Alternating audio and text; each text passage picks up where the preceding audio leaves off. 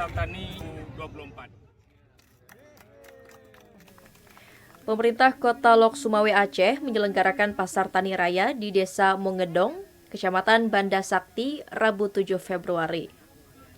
Kegiatan yang melibatkan 55 petani binaan ini dilakukan agar para petani bisa menjual langsung panenannya kepada masyarakat dengan kondisi produk yang masih segar. Melalui kegiatan ini, para petani juga bisa memahami kualitas yang diharapkan dan kebutuhan konsumen, mulai dari kemasan produk, kualitas hingga ukuran produk yang diminati. Para petani juga tidak perlu menggunakan jasa agen yang biasanya mengambil panenan di kebun dan menjual kembali ke pasar tradisional.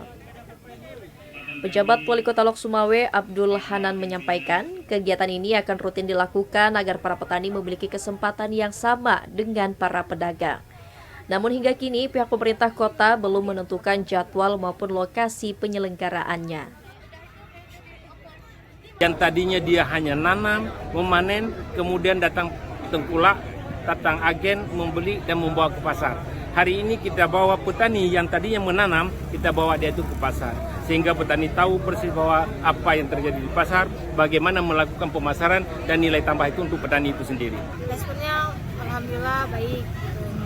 Berharap nggak nih sering-sering ada event kayak gini? Berharap kalau bisa 1 bulan itu ada 2 kali ataupun seminggu full untuk acara pasar tani aja gitu.